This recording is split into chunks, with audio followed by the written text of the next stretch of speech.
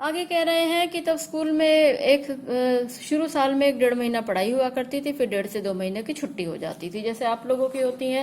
अप्रैल चलता है, मई आधा चलता है, उसके बाद आपको गर्मियों की छुट्टी मिल जाती है। उस समय में भी इसी तरह का हुआ करता था। अब तक जो बात अच्छी तरह याद है, छुट्टियों के पहले और आखिरी दिनों का फर्क था। पहले 2-3 सप्ताह तो खूब खेल कूद किया करते थे। यहाँ से आपकी रुचिकर बातें शुरू हो जाती हैं कि जैसे छुट्टियों में जो काम मिलता है, शुरू में तो बड़ी प्लानिंग होती है कि हाँ इतने दिन ये करेंगे, इतने दिन ये करेंगे, और वो जैसे जैसे खेल में लगते हैं वो सारी चीज़ें पीछे छूटने लगती हैं। तो शुरू के तो जो कुछ सप्ताह हैं वे तो खूब खेल कूद में बीत जाते थे। साथ ही हर साल माँ के साथ ननिहाल जाते और वहाँ नानी खूब दूध दही मक्खन खिलाती, प्यार करती। नानी का जो गांव था थोड़ा पिछड़ा सा था, और तालाब भी उनके गांव में था, लेकिन इनके गांव जो मंडी गांव था इनका, उसके जितना नहीं था। दोपहर तक तालाब में नहाते, फिर नानी से जो जी में आता मांग कर खाते। नानी तो बड़ा प्यार किया करती थी इन्हें। नानी हमारे बोलने का ढंग या कम खाने के कारण बहुत खुश होती और अपने नाती पोतों को भी उसी तरह बोलने और खाने पीने को कहा करती थी। जिस साल ननिहाल, ननिहाल माने नानी का घर, वहां ना जा पाते, उस साल भी अपने घर के बाहर तालाब पर जाते, कपड़े उतार कर पानी में कूद जाते और कुछ समय बाद भागते हुए एक रेतीले टीले पर जाकर रेत के ऊपर लेटने लगते। शरारतें बता रहे हैं अपनी, क्या क्या करते थे। पहले इन्होंने बताया बचपन में हम लोग अपने जो बस्ते थे, स्कूल के बैग होते थे, उन्हें तालाब में फेंक आते थे। अब कहते हैं कि हम क्या करते थे, नानी के घर जाते या फिर अपने गांव में भी तालाब में जाते, जब शरीर गीला हो जाता बाहर आकर मिट्टी में लेट लगाते, और इस तरह से रेतीले होकर हम फिर से वहां जाते थे। गीले शरीर में गीले शरीर को गर्म रेत से खूब लथपथ कर उसी तरह भागते, किसी ऊंची जगह से तालाब में छलांग लगा देते, रेत को गंदले पानी से साफ करके फिर टीले की ओर भाग जाते। याद नहीं ऐसा 5 बार, 10 बार या 15-20 बार करते। कई बार तालाब में कूदकर ऐसे हाथ पांव हिलाने लगते जैसे बहुत अच्छे तैराक हो, परंतु एक दो को छोड़कर मेरे किसी साथी को तैरना नहीं आता था। कुछ तो हाथ पांव हिलाते हुए गहरे पानी में चले जाते, उन्हें बाहर लाने के लिए किसी भैंस की सींग या दुम पकड़कर बाहर आने की सलाह देते। तो उसी तालाब में गाय भैंस भी नहाती रहती थी, तो बच्चे जाकर रेत में लिपट कर पानी में कूद तो जाते थे, लेकिन बाहर आना आता नहीं था। तो एक दूसरे को सलाह दिया करते थे कि जो गाय भैंसे हैं उनको पकड़ो, उनका सींग या पूंछ पकड़ो और उसे पकड़कर बाहर आ जाओ। उन्हें ढाढ़स बताते, धैर्य बनाते। कूदते समय मुंह में गंदा पानी भर जाता और बुरी तरह खांसते। कई बार ऐसा लगता सांस रुकने लगी है, परंतु हाय हाय करते किसी न किसी तालाब के किनारे पहुंच जाते।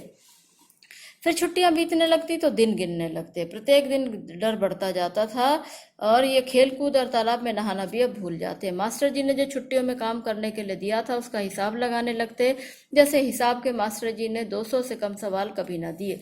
मन में हिसाब लगाते, यदि 10 सवाल रोज निकाले जाएं तो 20 दिन में पूरे हो जाएंगे। शायद इस तरह के तो काम सभी बच्चे करते हैं कि जो काम मिला है उसे बांट लेते हैं, इस तरह से करेंगे। और जब कुछ दिन बीत जाते हैं खेलकूद में, तो वो जो टास्क है वो बढ़ने लगता है कि पहले 10 सवाल करते थे अब 12 करेंगे, और दिन निकल गए तो अब 15 करेंगे। इस तरह से ये भी किया करते थे।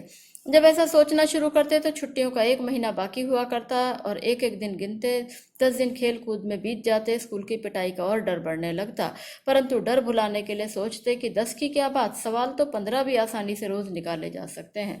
अब ये डर निकालने के लिए क्या सोचते कि 10 क्या 15 सवाल भी रोज निकालेंगे। डर तो लगता था मास्टर जी मारेंगे, पिटाई बहुत बुरी होती थी उस समय में। जब ऐसा हिसाब लगाते तो छुट्टियां कम होते होते जैसे भागने लगती, दिन छोटे होने लगते, और ऐसा महसूस होता जैसे सूरज भागकर दोपहरी में ही छिप जाता था। अब तो समय की बहुत कमी लगने लगी थी इन्हें। जैसे जैसे दिन छोटे होने लगते, स्कूल का भय बढ़ने लगता। हमारे कितने ही सहपाठी ऐसे भी होते जो छुट्टियों का काम करने के बजाय मास्टरों की पिटाई सस्ता सौदा समझते थे। हमारे बहुत से साथी तो ऐसे थे जो मास्टरों की पिटाई को सस्ता सौदा समझते थे कि मास्टर मार ही तो लेंगे और क्या करेंगे। जैसे आजकल भी कुछ बच्चे हॉलीडे होमवर्क नहीं करते कि टीचर क्या करेगी, बाहर खड़ा कर देगी, 2 डंडे मार देगी। ऐसे ही ये लोग भी उस समय में सोचा करते थे। हम जो पिटाई से बहुत डरते थे, तो हमारे लिए एक जो हमारा जो आदर्श हुआ करता था वो ओमा होता था। अब हम ओमा का कैरेक्टर पढ़ेंगे। ओमा किस प्रकार का लड़का था। हम सभी उसके बारे में सोचते कि हमारे में उस जैसा कौन था। कभी कभी उस जैसा दूसरा लड़का नहीं ढूंढ पाते थे। उसकी बातें, उसकी गालियां, तो एक गुंडा टाइप लड़का था वो, और ये इनके लिए आदर्श होता था क्योंकि मास्टरों की कभी सुनता नहीं था और स्कूल में हमेशा मारपीट में लगा रहता था।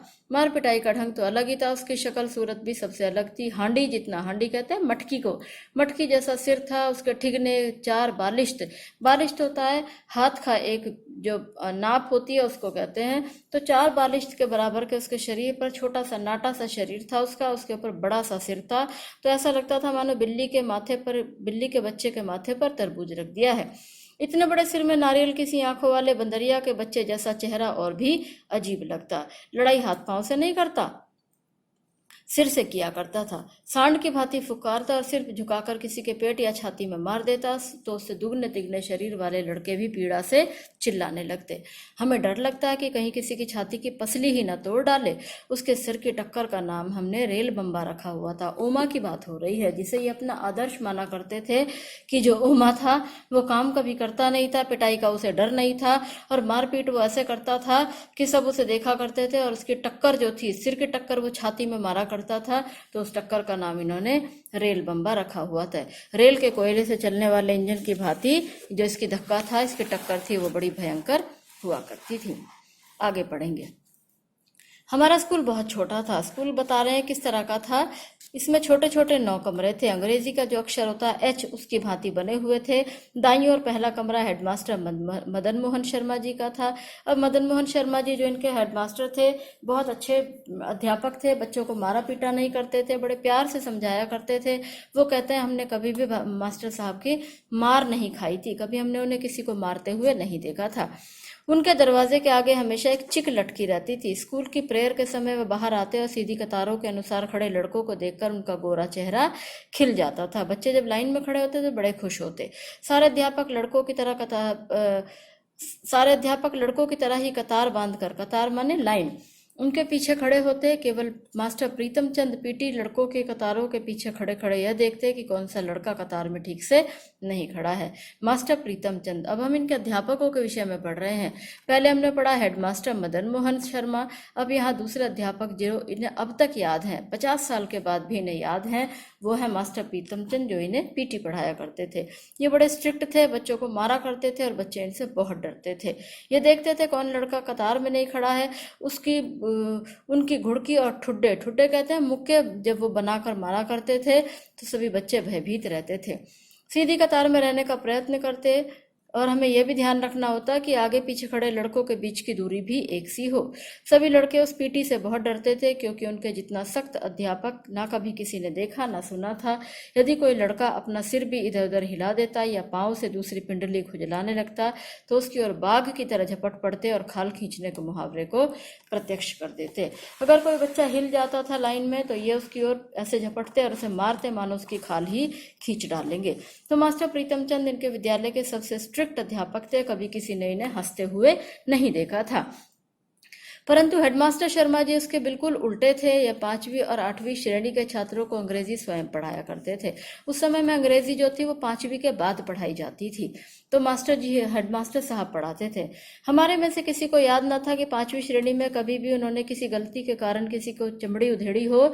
चमड़ी उधेड़ना हमारे लिए बिल्कुल ऐसा शब्द था जैसे हमारे सरकारी मिडिल स्कूल का नाम। पहले बहुत मार पड़ती थी बच्चों को, तो चमड़ी उधेड़ना कहते हैं, ऐसा ही था जैसे हमारे स्कूल का नाम हो, इतना आम था हमारे लिए। अधिक से अधिक वे गुस्से में बहुत जल्दी जल्दी आंखें झपकाते। हेडमास्टर साहब जब गुस्सा करते तो ज्यादा से ज्यादा क्या करते थे कि अपनी आंखों को जल्दी जल्दी झपकाते थे। अपने लंबे हाथ की उल्टी उंगलियों से वे एक चपत हमारी गाल पर ऐसे मार देते थे, बिल्कुल हल्के से हाथ की चपत मारते। और कमजोर से कमजोर शरीर वाला बच्चा भी उस मार को बड़े आराम से झेल जाता था, बड़ा खुश होकर। और उसकी तुलना जो चपत है उनकी, जो उनका थप्पड़ है, उसके से किससे तुलना करते हैं, जैसे भीखे की नमकीन पापड़ी। जो उनके स्कूल के बाहर एक पापड़ी वाला खड़ा होता था, मानो उसकी पापड़ी जैसे नमकीन होती है, बहुत हल्की होती है, मजेदार होती है। ऐसे ही मास्टर साहब का जो गुस्सा था, मास्टर साहब का जो थप्पड़ था, वो भी इन्हें ऐसे ही लगता था मानो जोर से नहीं पड़ता था। तो 2 अध्यापकों के विषय में हमने पढ़ा है। मास्टर प्रीतम चंद जो कि बहुत गुस्सा करते थे, बच्चों को बहुत सख्ती से रखते थे। और दूसरे जो हेडमास्टर साहब थे वो शर्मा जी, बहुत अच्छे थे, बड़ा प्यार किया करते थे और बड़े बच्चों को वे अंग्रेजी पढ़ाया करते थे। कहते हैं कि हमने कभी भी नहीं देखा कि उन्होंने किसी को मारा हो। यदि किसी को ऐसे उल्टे हाथ का एक हल्का सा थप्पड़ भी मारा तो मरियल से मरियल शरीर का बच्चा भी मुस्कुरा देता था, मानो पापड़ी का उसमें हल्कापन हो।